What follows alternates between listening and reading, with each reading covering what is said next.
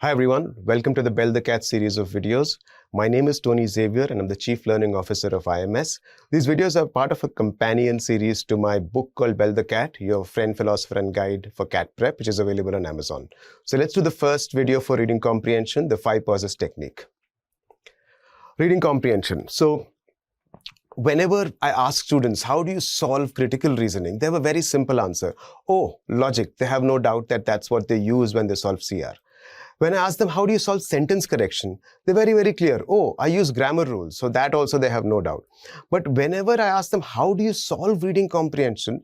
There is no specific technique that comes to mind. I think the best thing is, I think I have seen you somewhere. लगता है मैंने आपको पहले कहीं देखा है. That seems to be the only way to solve, reading comprehension.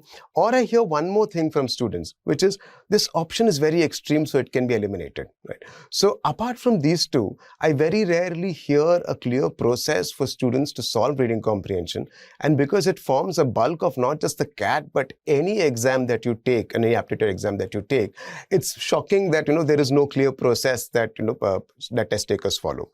So what do we look at? How do you get a proper understanding of reading comprehension? The first thing to understand is reading comprehension is a skill. What do I mean by a skill? A skill is something where the outcome is not a function of knowledge, but a function of technique. So what do I mean by this? So if you look at math, you cannot solve a geometry question unless you have some knowledge of the basic formulas of geometry. Right? So knowledge is absolutely important. It's the skill part is a small part. The larger part is the knowledge. Right? But what about something like reading comprehension? Why do I say it's a skill? Nothing will stop you from attempting a reading comprehension passage or a question, right? There is English, you know to read English. There is a passage, there is a question, and there is an answer, right? So there is technically no prior knowledge required for you to answer this or take a shot at it, right? So reading comprehension as a question type is a skill where the outcome is not a function of knowledge, but a function of technique, right? Now, this is not very different from the ability to hit a cover drive. That is also a series of things that you have to execute. For example, for a cover drive, you know that your foot should be to the pitch of the ball. You know that the elbow should be high. You should play the ball right under your eyes and as close to your body as possible, right? So you know that only when you execute each of these series of steps, the ball will go to the boundary. If you don't do any of these steps, any one of the steps, your foot is not to the pitch of the ball, you're not playing close to your body, and your head is not on top of the ball, you know that most likely you'll get caught in the slips, right? So anything which is a skill, your ability to succeed is based on your ability to execute a series of steps very, very precisely. What we'll do in this video is we'll turn the super slow motion camera on. I absolutely love super slow motion cameras in cricket matches because it amplifies the experience quite a bit. So we'll turn on the super slow mo camera in reading comprehension and observe all the 5 steps that are there for you to read the passage and answer the question in such a way that you have a very, very high degree of accuracy. Yeah. So reading for purpose. What is reading for purpose? And this is the first step that you need to execute, or the first part of the whole process. In a reading comprehension passage, there are 3 types of sentences. It's not like all sentences are equal, right? So the first type of sentence is a context provider. So these generally provide a background for discussion and at times are superfluous. What do I mean by superfluous? That means even if you do not read these sentences, which are usually likely to be there at the beginning, it will not affect your ability to answer the questions. So superfluous means something which is not necessary, right? So, but context providers are sentences that provide a background. The next kind of sentences are supporting ideas and information, right? They lead to an argument or follow an argument, and they provide evidence, example, information, and supporting arguments to the main argument that the author wants to make. And the last part is the main idea or argument. Sentences that deal with the main argument that the passage wants to explore. So whenever you're given about 300 to 600 words, sentences fall into these 3 categories. And when you're reading, your job is to ensure that how do you reach that main idea, right? Now, how many of these sentences will be there? Context providers, supporting ideas, main ideas. This depends upon the source of the passage and the type of exam. For example, if you look at the GMAT passages are taken usually from a journal abstract. So usually if there is a PhD thesis, The GMAT passage is likely to be the abstract. So in such passages, you will not find any context providers, no background. Directly you will get into the main idea that the passage wants to explore and all the supporting ideas and arguments that are related to that, right? But the CAT passages, for example, are taken from a completely different kind of source. They're taken from magazines, which are not written for, say, the academic crowd, but for a general audience. And hence, in these passages, you'll find there'll be a lot of context providing, not necessarily a lot, but there'll definitely be context providing at the beginning of the passage, right? So, your task is to read critically. And what is critical reading? Critical reading is the act of deliberate reading. So you're not just reading all these sentences passively, but you're reading it deliberately to decode the purpose of the author. What is the main purpose of this author to write this passage? And what is the main idea? What's the main idea through all of this that the author wants to communicate? The critical and critical reading actually refers to the critical and critical reasoning. In critical reasoning, an argument is made. How is an argument made? There are two ways of making an argument. You make the argument and then the premises that support that argument. That is one way. Argument is equal to P1, P2, P3, which are premises. All the information, evidence, example that you use to make that argument.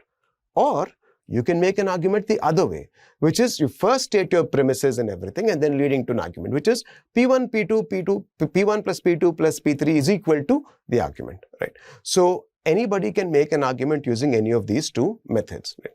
It's just that when it comes to reading comprehension, it is not a small paragraph. It becomes 300 to 600 words, and there are these context providers, supporting ideas and everything. But your task does not change. Your task is to identify the main argument. Now, every passage I said is written for a particular purpose. What are these various kinds of purposes? First one, to explain a concept or a technology or a phenomenon. So you know that, okay, what is machine learning, right? For example, a passage can be about machine learning and how does machine learning actually work, right? A second passage can be evaluate the pros and cons of a book. Suppose there is a book on AI and which says that, okay, let's look at how AI is going to change the world. Or it can be about exactly how AI is changing the world. It can be social change or it can be a technology. It can be not an explanation, but an evaluation of the pros and cons of the book, right? Another type can be to highlight the implications of a particular finding or ruling. There is a new court ruling or there is a new study that has come out. What are the implications of it? Right. It can be to describe the role of something. Okay, what role did social media play in the recent elections, for example?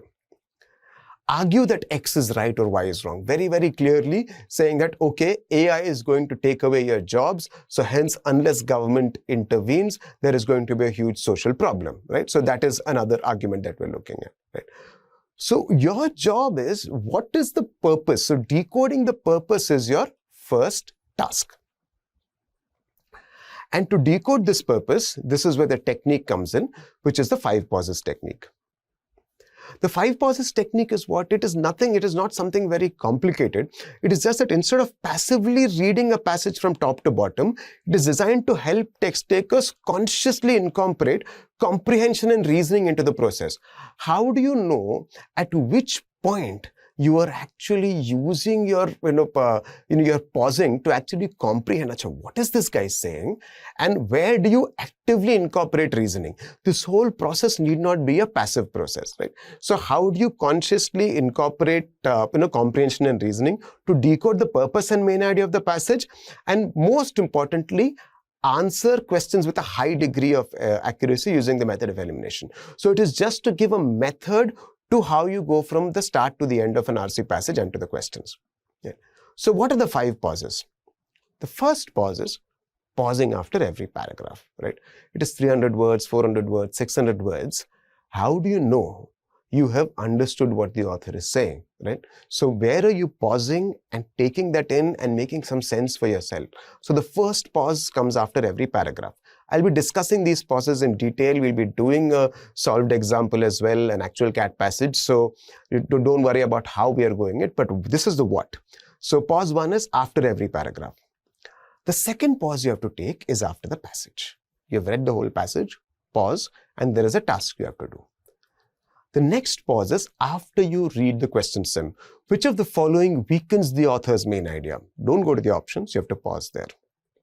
The next pause is after reading every option. You read every option, you have to pause, and there is a process that you have to follow. And the last part is before marking the answer. You might say, why do I need to pause before marking the answer? There is a reason for that. Yeah. So what is your task in each pause? Your task in pause 1 is to identify the topic and argument of the passage. That is your task in pause 1 after reading the first paragraph. So what is the topic of the passage? Topic of the passage is a simple question. What is this passage about? Right? That is the simple answer to the topic of the passage. It is usually revealed in the first few sentences or at most by the end of the para. So usually topic you will understand in the first couple of sentences itself, and you don't need a whole sentence, it's just a couple of words. And you'll understand it by the end of the first para. What is the argument that the passage seeks to explore? It is the specific issue related to the topic. Okay, topic is X. With respect to X, what is it that you want to explore, right? So that is the argument of the passage. And it is usually revealed at the end of the first paragraph. So topic usually in the first 2 sentences, and by the end of the first paragraph, you'll be able to figure out what the argument is. I'll give you a few examples as to help you understand what's the difference between a topic and argument. For example, topic is multinationals, right? Simple topic. One word, multinationals. What is the argument? What is the origin of multinationals? How did they originate? What is the backstory? Another topic. Topic is globalization. What is the argument?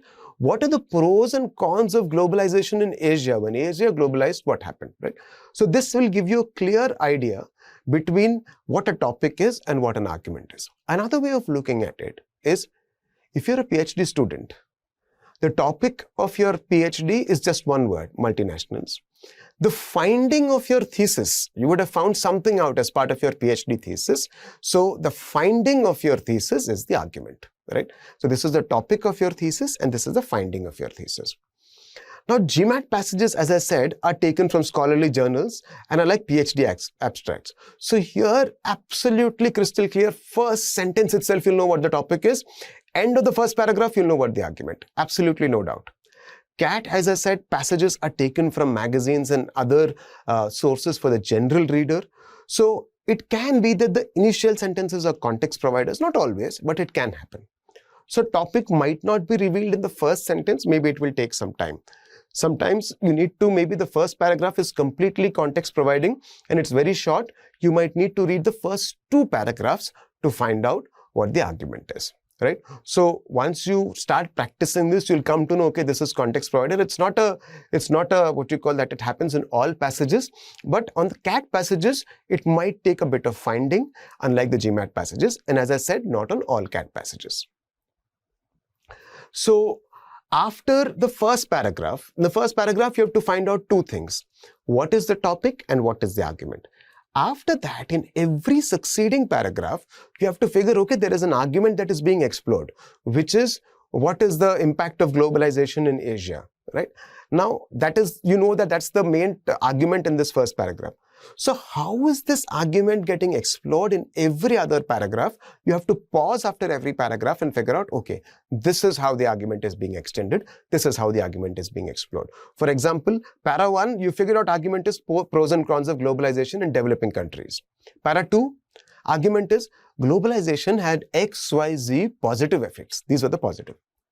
Para 3, globalization also led to ABC benefits. That's the argument of para 3.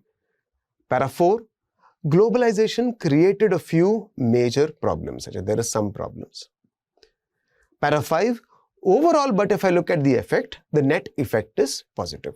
So the argument that you sought in the first paragraph, this is the argument that is going to get explored. This is how it was explored in the whole paragraph. Looked at the pros, looked at the cons, and overall there is a summary. Yeah. So you identify the argument in the first paragraph and see how you're going forward. We'll do, as I said, we'll do a passage so that you understand how this will unfold in practice. Yeah. That is the first pause. The second pause you have to take is consciously is the end of the passage to identify the main idea of the passage. You pause at the end of the passage and try to identify what is the main idea of this passage. And how do you do this? You have the main argument of each paragraph. you string together the main ideas of each paragraph to summarize the main idea. Okay, so these are the 5 arguments of each paragraph. You string them together to summarize the main idea. So para 1, we've already seen this. These are the 5 arguments of each paragraph. So how do you summarize that? Okay. Despite creating some major problems, which can be, I'm just writing economic turbulence, globalization benefited developing countries through XYZ and ABC. Right. So overall, the net effect is positive despite creating some problems. That is a simple summary of the passage, which you have to have at the end of the second pause. Right. Second pause is for that, to identify that. Pause 2 is actually the second most important pause, because tough questions test your understanding of the passage as a whole. Suppose the passage does not have a main idea question. It does not ask you what is the main idea of this passage or what is the central idea of this passage. You must still pause to identify this, because there will be questions based on it. There might not be a direct main idea question, but there can be a question that tests your understanding of the main idea. For example, look at this question. Which of the following, if true, would weaken the author's argument? So, which is nothing but which of the following will weaken the main idea of the passage? Right? Which of the following, if true, would strengthen the author's claim? This is nothing but the same thing. Again, you need to know the main idea, and which of the following will strengthen it. Yeah. So, whether there is a question on main idea or not, pausing to understand this is absolutely important. Now, you've read each paragraph and you've paused after each paragraph. You have the arguments. You paused after the passage and you have the main idea. Now comes this is where the comprehension part ends, right? Now the comprehension ends, but they want to test your comprehension, and this is where the reasoning component begins. Pause 3 is the most important pause. This is what will decide whether you answer a question correctly or not. It's not that you don't need to comprehend, that is important, but this is possibly the most important part. Say for example, test takers who are really good at reading comprehension, without pausing only, they are understanding exactly what is happening, what's the argument being explored. They don't need to consciously pause, it is happening in parallel. But even they always stop after reading the question stem. Every great test taker for verbal ability or reading comprehension, the comprehension might be happening in parallel. They don't need to pause, but after the question, they'll definitely pause. They'll pause to do what? They'll pause to frame a shadow answer. Right? Okay, this is what the question is asking. Based on my understanding, this should be the answer. Right? So what is the shadow answer? Either it paraphrases the information that the right option should mirror. So you're pausing and saying that, okay, the right option should roughly say this. For example, the author cites the example of X in order to, your shadow answer is to highlight the importance or highlight the dangers of Y. Right? So in such questions, you can clearly paraphrase the answer. Paraphrasing means using your own words to describe, to frame a shadow answer first before you go to the options.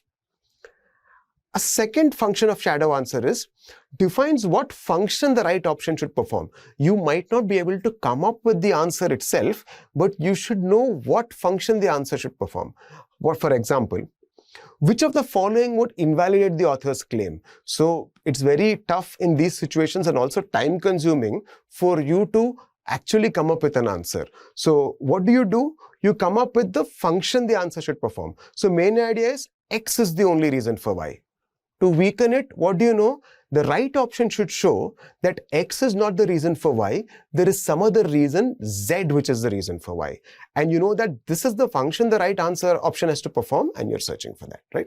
Either you frame the answer in different words or you frame the function of the answer. The most frequent RC trouble for test takers is what? I'm always stuck between two options, right? So that is the most frequent trouble if you ask any verbal ability teacher, you will see that even right before the exam, if there is the most probable question asked about verbal ability, especially reading comprehension, what students will say is, sir, I'm stuck between two options. Ma'am, I'm stuck between two options. Test takers feel, I have done everything correctly. It is just right at the end, I'm stuck at the last hurdle. In their mind, they're doing everything correct, but just right at the end, they're getting stuck between two options, But they think eliminating the job, so there are 4 options. 2 you've eliminated. You think you've done 50% of the job. But in reality, you've not done 50% of the job. You've done maybe only 25% of the job. Why do I say that? Let's take a cricket example. 11 batsmen, right? And 10 wickets to take. Right? Suppose, and you know that typically what's the order of batting? Your top 6 batsmen, you send your batsmen, the top 6 are your best batsmen, and then you have the bowlers. Right? Suppose instead of sending them in this order of 1 to 10, we send them to bat in the order of 10 to 1. Then what happens? Your bowlers are batting first and then your best people are at the end. So suppose the opposition team takes 5 wickets. All the bowlers are out. Would they feel that, oh, the job is 50% done, the match is almost won? No, right? Because they've only removed the weakest batting options and the real batting lineup is at the end, right? Similarly, when you eliminate 2 options that are the easiest options, you have not done half the job, you have done the easiest part. The real part starts here where the 2 tough options are there, right? So in your head, you should not think that I'm just stuck. It's just that last moment. Actually, a lot of work is still left. So you guess from there, so most students, what do they do? Hey, I think I've done everything. I'm just stuck between 2 options. And you then say, I had no option what to do. And you're guessing. It is basically a sign that you do not know what you're looking for. That is why you are guessing. So test takers, why do you encounter this problem? Because they do not frame the shadow answer every time as a process, right? How do you know which answer to select and which option to select and which option to reject? What is the criteria? The criteria is your shadow answer. So if you're stuck between 2 options and you're guessing, that means as a part of your process, you don't have the shadow answer. So if you don't precisely know what you're looking for, how will you evaluate each option? You can formulate a shadow answer for almost all question types. So most question types, you can formulate a shadow answer. There is only one question type where you cannot formulate a shadow answer. Questions that does not give you any reference point. There is nothing specific about the question. In short, this is a question stem where you take any passage, you can put this question stem there. For example, according to the passage, all the following are true except, right? According to the passage, all the following are true except. This question can come with every passage and there is no specific reference as to what they're asking for. So for such questions, you cannot frame a shadow answer. That is fine. But these will be a few questions here and there. For every other question, you'll be able to form a shadow answer. So pause 3, after reading the question stem, framing a shadow answer, the most important pause. Next one, pause after reading every option. Do not be in a hurry to read options. RC is not a Swayamvar. Why do I say RC is not a Swayamvar? What typically happens is every test taker treats RC like a Swayamvar, right? You have everybody standing in a row and you'll quickly want to see everybody so that your heart will tell you this is the one or that is the one, right? But like in real life, what happens? You'll have more than one option which will seem attractive, right? So people follow the same process with RC. They quickly read the question and want to read all the options first so that their heart will tell them what the answer is. But just like in real life, we know that is why the common question is, why are they stuck between 2 options? So if you're not supposed to treat it like a Swayamvar, what are you supposed to treat it like? You're supposed to treat RC like a job interview in which you are the interviewer, right? So what happens in a job interview and you are the interviewer? You have 4 candidates or 5 candidates waiting outside. You have a set of criteria. A candidate comes in, you do an interview. You like the candidate, but will you immediately say, hey, all the other candidates, you please leave, I've liked this candidate? No, right? You might feel that they might be a better candidate outside. I might get the same talent at a lower price. Wahi safedi, wahi jhaag, kam daam mein bhi mil sakta hai, right? So will you ask all the candidates to leave? No. If you like a candidate, you will say, okay, good candidate, I will consider this candidate. Evaluate the next candidate, you'll say, oh, based on my criteria, not matching, eliminate. Based on my criteria, not matching, eliminate. So that is what you do. You either keep a candidate or you eliminate a candidate. You don't select a candidate immediately. So your job is to behave like an interviewer, right? Wait, you have your criteria, you know what the job is required. Every option, at the end of your option, you're supposed to do one thing. Either reject it or keep the option based on the shadow answer. Do not select. Why do I say do not select? Because on easy questions, what happens is, I'll explain why later. On easy questions, what happens? You will easily reject 3 options. Because if you have this method, you know that, okay, I'll keep this, reject, reject, reject. What option you have left is the right answer. On tough questions, what happens? 2 you will keep, 2 you will reject. And then your job is very simple. Go back to the shadow answer and eliminate one of the options based on the criteria. Right? So you know there's the two options. This is my criteria. Let me check once more and you'll get that. Right? Now, why do I say do not select? When we select, we get biased. For example, you read option A, you felt it's not right. You read option B. You feel this is the answer. In your mind, you have selected. Right? In your mind, if you have selected B, what happens is that C and D, you will read very fast and very casually, because in your mind, you've decided it is B. So even though C and D, one of them might be right, because you're not reading them with concentration, it is very likely that you will ignore them and you'll go for B.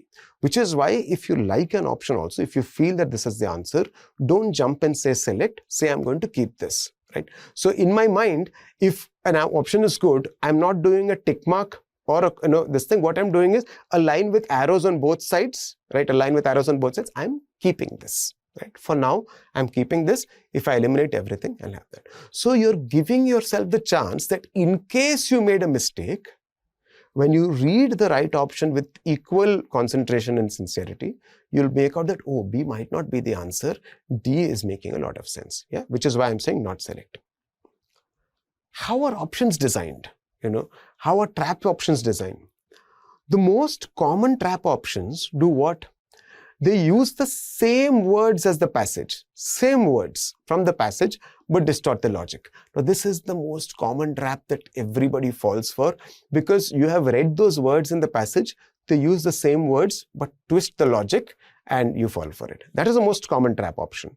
So what you need to do is don't consciously go looking for the same words. Be aware of and do not reject paraphrases, right? You are not doing match the following. Same words there, same words here. How do I test your comprehension? What does comprehension mean? That whatever I've written, you have understood. And how do I test it? I give you some information in using one set of words. And then in the question, I'm giving you the same information in different set of words. And I want to test, have you really understood what I've written, right? So be aware of and do not reject paraphrases which use different words but the same logic. Yeah. So the paragraph might say, for all of these reasons, X is better than Y. The question might say, for all of these reasons, Y is inferior to X. Just approaching the logic from the reverse side. On tough questions, on all tough questions, right option 9 out of 10 times will be a paraphrase, right? It will use different words. And sometimes they really condense it, right? Comprehension is what? Something which is an entire paragraph. Can you understand the same thing or identify the same thing in a very, very short sentence? That is why tough questions become tough, because they condense everything using different words. What are the best trap options? The best trap options are options which make a lot of sense in the context of the passage. With respect to the passage, this option is making absolutely a lot of sense, but they do not answer the question and they do not perform the function that your shadow answer requires, right? So these are the most tricky shadow options, where they know that, okay, this will make complete sense, in the context of the passage, but it's not the answer to your question. Yeah, maybe it's the answer to some other question. Maybe it can be a good start of a new paragraph at the end of the passage, but that's not the answer to the question. So because of this trap options designed this way, it makes a lot of sense to just stop after every option. Okay, is it using the same words, but is the logic correct or not? Is it using different words for the right logic? I'm going to keep this, I'm going to reject this. Yeah. Now, so people might ask, sir, what about option elimination techniques? I've read a lot about option elimination techniques. The extreme words, whenever you see an extreme word, only, never, immediate eliminate, because right options never have extreme words. Now, if only you could do this, never hai, just remove, eliminate the option. Only is there, remove the option. Then do you think at an exam like the CAT and all, why bother with an entire passage, a right question and creating options? Because if you can just eliminating using never, then what's the point of that whole exercise, right? That means, they are not that dumb that they will do all of this only for you to eliminate using this, eliminate using words like never and only. Yeah. So never eliminate any option without a criteria, right? So just don't eliminate based on feel. You need to articulate for yourself why you are eliminating this. Okay, that should be very, very clear. Okay, shadow answer is saying this is not doing that. That is why you're eliminating. Extreme option, out of scope. Don't use those words. Use words which are related to your shadow answer. This is not telling me that Z is the reason for Y. Yeah. Now, the final step, pause 5 before marking, every option. The last step is to confirm your final choice or skip. Pardon the typo, there is a typo called before marking the every option. It is before marking every option. The last step is to confirm your final choice or skip. Now, if you've done the whole process, you have read, you've done all of this, and you've confirmed with the shadow answer as well, you've tried, but you're unable to choose the right option, then leave the question, right? Because you have to understand that you've reached this far does not mean that you have to do the gate. So, sir, but I've invested so much time. I've read the whole passage. I've read the whole question. I've read the whole options. Why should I leave? Please understand. The question setter also has some talent, no? Right? He will get you at least a few times. He or she will get you, right? They also have designed this very cleverly. So just because you have done the whole process does not mean you've deliberately marked.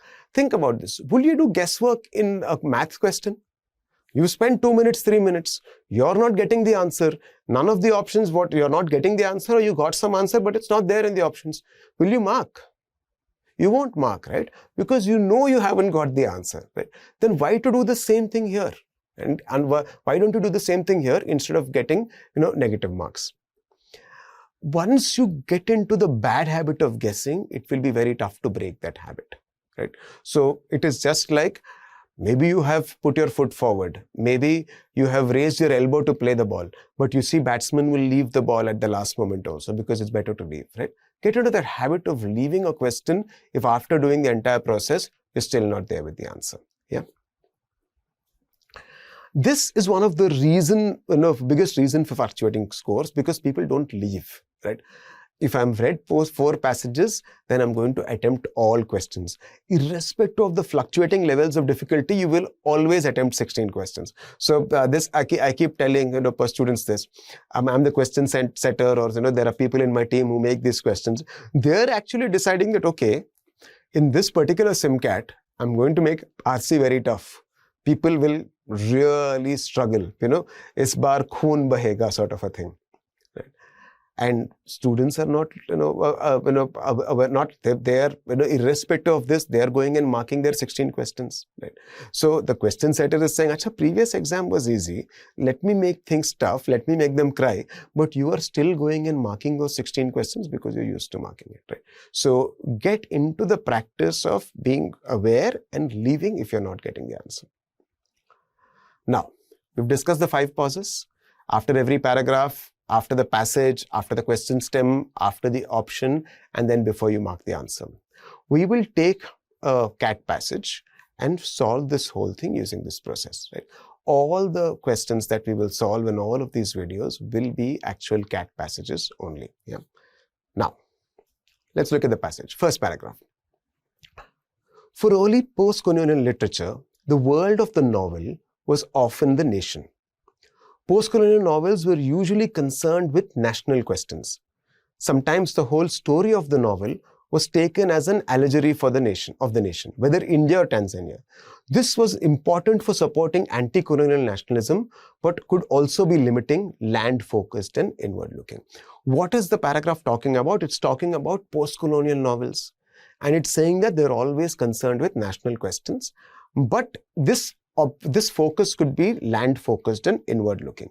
So if I'm looking at what is the topic of the passage, very simple, post-colonial novels, right? So this is the topic that you know here, post-colonial novels. As of now, that is the topic. And what is the argument that the paragraph seeks to explore? Early post-colonial novels were focused on national questions. While important, this could be inward-looking. Now, one of the things that you have to consistently do is when you read is, can you remember a whole passage? No. Okay, does it mean that you don't need to remember anything? No. Whenever you're reading, for every paragraph, 2 or 3 keywords should be stuck in your head. right? So that at the end, those keywords are always there. So it is not as if memory does not play a part of aptitude test taking. Memory plays a very, very important part of aptitude test taking. For example, you're reading a DILR set, right? There is some information. You cannot remember all the conditions, but there is some initial information that you are supposed to remember. You cannot always go back and check whether there are 5 professors or 6 professors, right? Similarly, some keywords you should remember. In this paragraph, the keywords should be post-colonial novels, concerned with national questions, inward looking, right? Post-colonial novels, national questions, inward looking. These are the 3 keywords, and this is the argument that you need to remember. Now, the next paragraph. You can pause and read the paragraph before we get into a discussion.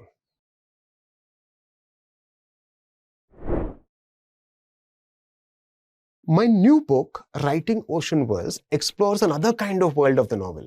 Not the village or nation, but the Indian Ocean world. The book describes a set of novels in which the Indian Ocean is the center of the story. It focuses on the novelists Amitav Ghosh, Abdul Razak Gurna, Lindsay Cohen, Joseph Conrad, who centered the Indian Ocean world in the majority of the work. So the country, a particular country, is not the main subject, but the Indian Ocean is the subject, right? Their work reveals a world that is outward looking, full of movement, border crossing, and south-south connection. Post-colonial novels were inward looking. This is outward looking. They're all very different, from the colonially inclined Conrad to the radically anti-capitalist Colin. But together, they draw on and shape a wider sense of the Indian Ocean space through themes, images, metaphors, and language. This has the effect of remapping the world in the reader's mind as centered in the interconnected global south. Now, in this paragraph, what are the keywords? First one was post-colonial novels, nationalism, inward looking. Here it is Indian Ocean novels or the Indian Ocean world, which are outward looking. Outward looking, and what are the things? Movement, border crossing, south-south connection. Right? So all you need to remember from this paragraph is that Indian Ocean novels are outward looking and they present a interconnected global south. Right? So the outward looking world of the Indian Ocean novels is full of movement, border crossing, and an interconnected global south. Right? Simple, one sentence, keywords. There are many other things, the names of the writers, and one person is colonially inclined, one person is something else.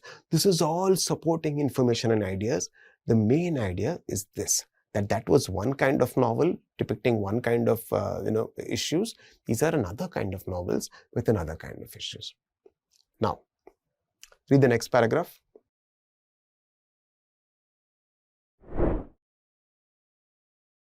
The Indian Ocean world is a term used to describe the very long-lasting connections among the coasts of East Africa, Arab coasts, and Southeast Asia. So if you look at East Africa, Arabia, and India, and everything all the way until South Asia, the Indian Ocean world is a term used to describe that. The geography of the Indian Ocean made these connections possible. Why? Because everything has a common ocean connecting it. For much of history, travel by sea was much easier than travel by land, which meant that port cities very far apart were often more easily connected to each other than inland cities. So basically, travel by sea was easy, which is why port cities were connected. Historical and archaeological evidence suggests that what we now call globalization first appeared in the Indian Ocean. This is the interconnected oceanic world referenced and produced by the novels in my book. So essentially, what is the author saying in this paragraph?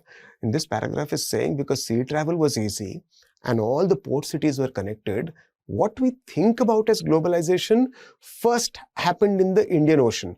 And that is what his book is covering. What is the argument that the paragraph seeks to explore? The interconnected Indian Ocean world is the first example of globalization driven by geography and the ease of sea travel. So this whole paragraph has one important idea. This interconnected world is the first example of globalization.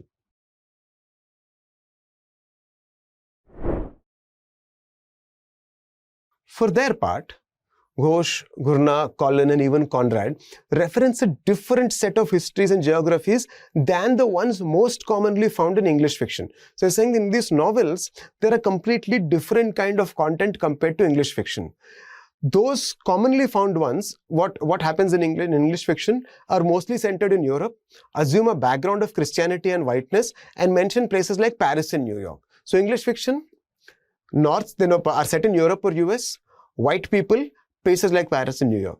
The novels in my book, the Indian Ocean World books, highlight instead a largely Islamic space, feature characters of color, not white people, and centralized port cities like Malindi, Mombasa, Aden, Java, and Bombay. Right? So completely different background of the characters and completely different places.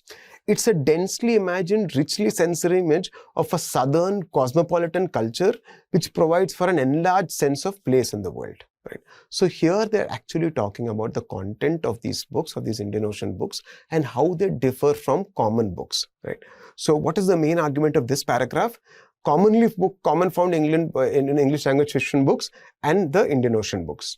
So unlike English fiction, which is predominantly what? White, Christian, global north.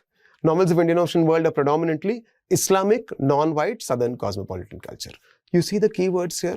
We've converted all of this passage into simple keywords. English language fiction set in the north, set in which are white, people are white, and religion primarily is Christian. But these Indian Ocean novels are set in the south, people are not white and largely Islamic, and it also showing a southern cosmopolitan culture. This remapping is particularly powerful for the representation of Africa. They're saying this remapping, a different world is important for Africa. Why? In fiction, sailors and travelers are not all European. So the people in all novels, the heroes are European, but here they're not European. African, Indian, Arab characters, there are traders, there are ship captains, runaways, villains, missionaries, activists. So you have a different set of cast of characters who are not white and come from different nationalities, Indian, Arab, and African. This does not mean that the Indian Ocean Africa is romanticized. That means they're not saying that, oh, it's showing like it's a wonderful world of adventure or everything is positive. No, they're saying that migration is often a matter of force. People don't migrate because, if everything is great in your country or if your place, if you are in the best possible place, why would anybody move, right? We don't see people from America or, in Europe migrate to other countries in search of a job, right? People from here are going there. So it's saying migration is often a matter of force. Travel is portrayed as abandonment rather than adventure. Maybe people were taken as slaves, right? Women don't have freedom and slavery is rife. So it's saying that while it might seem like this is all, it's not shown in a very romantic way, it's shown in a very realistic way. What it does mean is that the African part of the Indian Ocean world plays an active role in its long, rich history and therefore that of the wider world. So they're saying that in all of these novels, because most of the action takes place on the coast of Africa, there are African characters, Africa is thought of as a backward place. Right? But because of these novels, it's not backward. It did play a very important part in the larger world, right? Through this Indian Ocean world. So what is the argument that the paragraph seeks to explore? Indian Ocean novels are realistic and show the active role played by Africa. So here only two words. It's a realistic world and it shows the role played by Africa. Now, if we look at the whole passage, how does it look at? First paragraph, post-colonial novels, forced in national questions. Indian Ocean novels, forced are inward-looking, outward-looking, and this is what it is. Interconnected Indian Ocean world is cosmopolitan, first example of globalization. English fiction is like this, Indian Ocean fiction is like this, and they show an active role played by Africa, right? So the main idea is what? The Indian Ocean world, they kind of remap the world. They center it on the interconnected global south and they show rich cosmopolitan culture, providing an enlarged sense of place in the world, right? So that's showing a completely new world. It's centering the world in an interconnected global south, right? So that is important. Now, once we have read this, we can go to the questions, right? So we've seen how we are pausing after each paragraph and we're pausing after the passage to look at the main idea.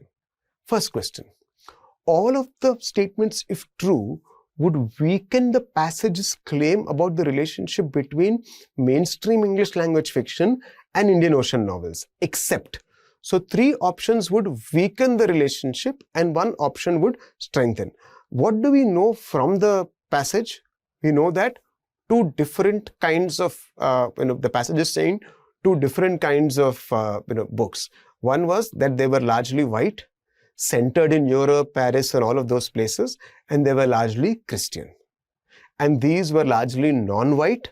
They were centered in Africa and other parts, and the characters were largely Islamic. 3 options should go against this. One option will either be along the same lines or will be unrelated. So what is your shadow answer here after you pause? 3 options should show that the novel's content was not worlds apart. The passage is saying that the content is worlds apart, completely different set of people. You want to weaken it, so 3 options should say, no, they are not worlds apart. What you're saying is not true. One option should either strengthen it or be neutral. Now that we know this, let's go to the question. All the following statements, if true, would weaken the passage's claim, and we know that the shadow answer is 3 should weaken, go against it, and 1 should be in the same this thing. First one. Most mainstream English language novels have historically privileged Christian white male experience of travel and adventure, right? So most mainstream English language fiction, is it as per the passage? Yes. It's saying they're Christian. Is it as per the passage they are white people? Yes. Passage is not saying they're only males, but the option is saying males experience of travel and adventure, right? So mostly, is it weakening it or is it in line with the passage? It is in line with the passage that English language fiction was Christian and white, right? So we keep this option. There is no need to reject this. Now come to the next option. The depiction of Africa in most Indian Ocean novels is driven by an Orientalist imagination of its cultural crudeness. Are they talking about a crude culture or are they talking about a cosmopolitan culture? They're talking about a rich cosmopolitan culture. That means it's exactly going opposite to what the passage. So 3 options should weaken, 1 option should be as per that, right? So this option is definitely weakening it. So this is not our answer, because remember, this is an except question. 3 weaken, except. This is showing that if Africa was a crude place, they're saying no, it is culturally cosmopolitan. So this we can eliminate after reading. Next option. Very few mainstream English language novels have historically been set in American or European metros. Passage is saying everything is set in Paris and and New York and these places. Option is saying exactly opposite. Very few novels were set there in Europe. They were set in elsewhere. That means exactly going opposite to the passage and thus weakening it. We don't want a weakening option, so we eliminate this. Next one. The depiction of Africa in most Indian Ocean novels is driven by post-colonial nostalgia for an idyllic past, right? So they're saying, now suppose you don't know these words. Post-colonial nostalgia for an idyllic. Africa is depicted in what way? They're saying that it is about nostalgia, it's about an idyllic past. Now, they're telling you that it was not depicted like a perfect world. It was very, very realistic, right? Even if you don't know the meaning of nostalgia and this thing, I understand it. Is it like a positive word or is it like a negative word? Right? Ideally, nostalgia is always positive emotions, right? You're dreaming about a perfect world or your past. Nostalgia is yearning for a place that is no longer there or a time that is no longer there. That's why you're nostalgic about, say, school life or, maybe the city that you grew up in or something of that sort, right? So even if you don't know the meaning, ask yourself, is it a positive word, extremely positive word? Yes, idyllic, nostalgic past means perfect past in a world in the past. But the novel is saying, but the passage is saying, no, they were very, very realistic. They said that migration was a matter of force. It was when women didn't have freedom, slavery was not there. So it is exactly opposite to the passage. So we want, and it is weakening the passage. We know that 3 options should weaken and those options need to be eliminated. The only options that doesn't weaken is this thing. So this also can be eliminated. We eliminated 3, the options that you're left for, which is more or less saying what is said in the passage, that's your answer. Yeah. So this process is absolutely important. Otherwise, I think people might have chosen option 4, unless if this thing. And for these except questions, it's even more important for you to know, okay, it is an except question. So I don't want the weakening. I want a strengthening one. Yeah. So the answer to this question, option 1.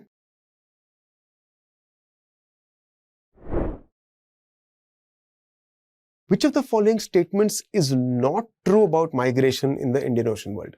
Now, after you read the whole passage, it is not likely that you should, it's not a must that you should never go back to the passage. you can go back to the passage. It's absolutely fine, right? So, but you know, where is migration talked about? You know, migration is talked about on the second last passage, so paragraph. So you can go back there and quickly check before you frame the shadow answer. What are they talking about migration? Migration is a matter of force. Travel is portrayed as abandonment rather than adventure. Freedoms were kept from women. And who are all of these people? Sailors and travelers were African, Indian characters, traders, runaways, missionaries, activists. All sort of people were migrating. Traders, missionaries, activists, and it was all of this. So what's the shadow answer? Migration was driven by need, not adventure. Slavery was rampant and women had no freedom. These are more or less things that are true, right? You want, again, this is an except question. Which of the following is not true? So it should be something that is not mentioned in the passage, right? It should be something about migration that is not mentioned. So let's go to the options. First one, migration in the Indian Ocean world was an ambivalent experience. What does ambivalent mean? Ambivalent means neither positive nor negative. You have mixed feelings about it, right? So they are saying that migration was a matter of force. It is, slavery was not there. So you can say maybe it is negative, right? But the option is saying it is a mixed experience, right? Keep this option if you want to keep it, for now, because option is saying it's a mixed experience. But more or less, even mixed experience is related to the passage only. You cannot say it's completely false. You can keep this option. Look at the next one. Geographical location rather than geographical proximity determined the choice of destination for migrants. Seems like a heavy option. This is that exact thing when I said paraphrasing, using the different words to express the same logic. What are they saying? Migration is a matter of force, right? It's not a matter of choice. Geographical location than geographical proximity determining means what? You're likely to migrate from one port to another port, from an inland place to a port, because ports are where all the activity is. So migration is not like, let me go to the closest place that is there. No, you're migrating to a particular location where there is a lot of activity. So you're not migrating not based on distance, but you're migrating based on opportunity, right? So Indians, when they're migrating in search of better opportunities, where are they going? They're not going to close places around, right? The countries around. They're trying to emigrate all the way to US, Canada, Australia, New Zealand, UK. These are the locations. They're saying it's not a question of closeness, but a question of location. So which means migration is not always like a comfortable thing. You can keep this option even if you're not understanding this option. Keep it, don't reject it. Go to the next option. Indian Ocean world's migration networks were shaped by religious and commercial histories of the region. Religious and commercial histories. Most students, and I have taught this in a live situation as well, in class where I was taking like a session for a lot of people. So even there, this option, people immediately said this is not true. Indian Ocean migration networks were shaped by religious and commercial, but religion is not spoken of anywhere. So this is definitely not true. This is the answer. But wait, I said that they will use different words to explain to use the same logic. They're talking about traders. So traders means commercial history, right? So it's shaped by trade. They also speak about missionaries. Who are missionaries? Missionaries are people who go to places to spread different religions. So that means they're shaped by the religious history as well, right? So missionaries and traders has been paraphrased as religious and commercial histories, right? So even if you chose not to, even if you liked this option, if you just kept this, I'm just going to keep this, maybe this is the answer, you don't commit to it, you will come to the last option. What's the last option? The Indian Ocean migration networks connected global north with global south. Straight away, this is incorrect because it is never talking about north-south connection. It is talking about south-south connection, interconnected global south. So this is definitely not true. So this is a very, very good question for you to learn one thing. Even if you don't know the meaning of word ambivalent, but you didn't take that as the option and kept it. Even if you didn't understand option 2, even if you felt option 3 was the answer, if you didn't go ahead and select it and you just had waited, option 4, you could have got it right. So your process should always help you overcome difficulties, right? So that is what a process is. A process is something on which you can rely on despite the fact that things are out of control, right? You're out of control, out of control, obviously you'll be out of control, but option 2, you're not understanding. Option 3 is throwing a different, making it seem as if it's definitely the answer. But if your process is right, option 4 is out and out wrong. It is not about north-south connection. It's about south-south connection. So 1, 2, and 3 are not your answer. Option 4 is the one which is not true as per the answer. So that's the answer here, option 4. Very good question. Another learning from this question. What if you were stuck? What if you felt 3 is also incorrect? 4 is also incorrect. Both are not true as per the passage. Then what do? As we discussed, leave. Because this was the toughest question, if you ask me, in this passage. All the rest of the questions were easy. So if you could have got 9 marks, you could have taken 9 marks for the 3 questions as left instead of getting a negative mark here.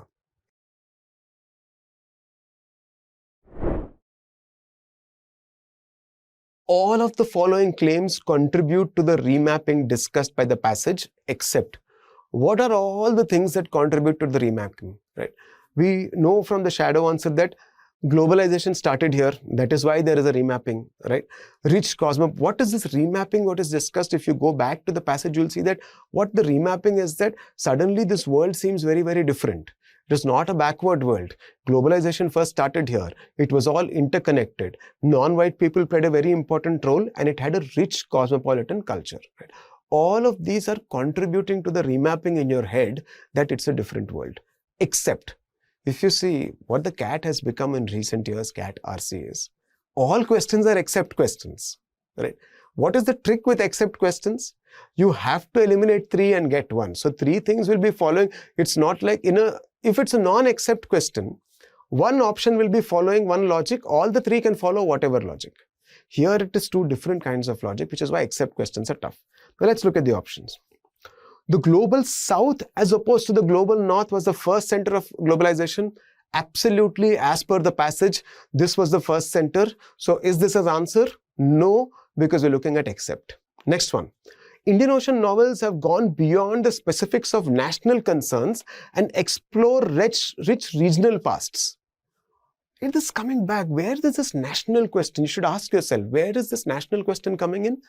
The first one, post-colonial novels, they are focused on national questions and are inward looking. What are Indian Ocean novels doing? They're not focusing on the nation's history. They're looking at an entire area's history, which is a rich regional past. So this also is mentioned as per the passage, and hence this can be eliminated. Next option.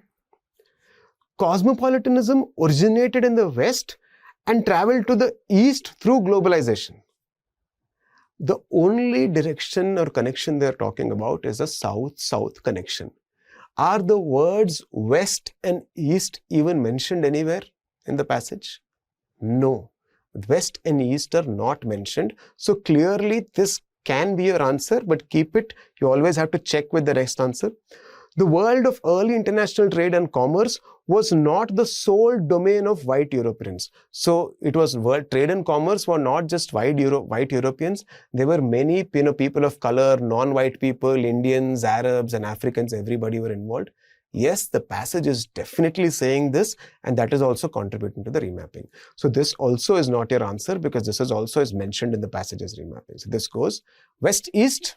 Not mentioned. See, this is where that having those keywords helps, because south-south, it is there in the argument when you're pausing after every paragraph and making that short, what is the argument, and you're using those keywords. South-south is there. Interconnected south is there. Was West is there anywhere? It's not there. So which is why these keywords are very, very important. And this goes, right? So which is why this is your answer, option 3.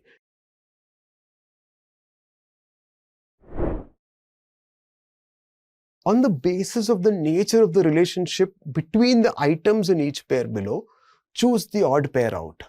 So before going to the options only, you know that you cannot frame a shadow answer, right?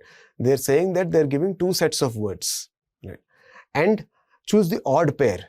That means 3 pairs have a similar relationship. 1 pair has a different relationship, right? So it's like an analogy question. X is to Y, X is to Y, X is to Y. 4 pairs, 3 pairs have the same relationship, 1 pair is different. So you don't frame a shadow answer, but this is how you process the question and go. First one, Indian Ocean world, slavery. What do you know what they talk about Indian Ocean world and slavery? Slavery was rife. Rife means slavery was present there, right? So what is the relationship? Slavery was a part of the Indian Ocean world. So if I'm saying X is to Y is a part of X. Slavery was a part of the Indian Ocean world. So this is how you frame that relationship. Next one, post-colonial novels, border crossing. Post-colonial novels were about border crossing, or post-colonial novels were inward-looking? Post-colonial novels were inward-looking. Border crossing is related with the Indian Ocean world. So border crossing is not a part of post-colonial novels. Y is not a part of X. So we know that we have two kinds of relationships. Y is a part of X, option 1. Option 2, Y is not a part of X. The other two options will either be type 1 or type 2, and then you will get the odd man out. Next one, post-colonial novels, anti-colonial nationalism. This is very, very clearly mentioned. Post-colonial novels centered on nationalism, and because they were anti-colonial, nationalism, so this is clearly mentioned. So anti-colonial nationalism was a part of Y. X is a part of Y. If I were you, I know that if out of 3 options, 2 options are already following Y is a part of X, Y is a part of X. That means that is the pattern. And because 3 options will follow a pattern, one option will not follow a pattern. So if 2 options are following a pattern and you have one which is not following the pattern, so you should already know that 2 is your answer, but still wait and check. Last one, Indian Ocean novels, outward looking. Yes, outward looking nature was a part of this. Y is a part of X. So 1, 3 and 4 have the same kind of relationship. Y is a part of X and 2 is the odd one out. Right? So this is your answer. Again, you've seen we've taken a process-oriented approach here. Out of 4 questions, if the second question was a tough one you could have left, you could have got 9 marks for this.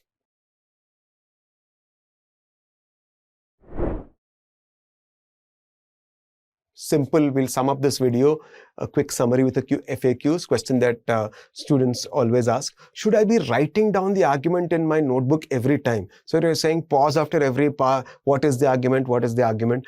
Now, ideally, you should verbalize it for yourself verbally, and you should keep it in your head, right? That's the goal. If you find it difficult in the beginning stages, initial stages, use a notepad, right? But even when you're using a notepad, you can't write the entire thing because that will consume a lot of time. So you should write using shorthand like this. Instead of writing post-colonial novels, write PC novels, national cues, inward looking, right? Instead of writing, say, Indian Ocean novels, I think, you write, I see an outward looking movement, border crossing, connected south, STH. So you should use some sort of shorthand that you will understand, because you don't have time to write the entire sentence. Eventually, after a period of time, when you start taking a few marks, you should keep it in your head. You don't have time to write. Yep. So eventually you should memorize keywords and phrases and have the thought flow in your head. But sir, this will take very long, right? How long will this take? Initially, it will feel very laborious. Everything is tough. Suppose you've learned to drive a cycle or a bike or a car. The first week, you'll feel that, my God, this is so tough, especially for a car, right? First time you're trying to drive a car, I felt like, oh my God, this is so tough. It requires so much, concentration and everything. The only way to get better is, to practice a lot in a very short span of time. It will seem like that. But if you want to get better at this, practice a lot in a very short span of time, just like learning a car. If you want to learn a car and you're like, once a week or, once in 2 weeks, if you're practicing for 1 hour, are you likely to learn?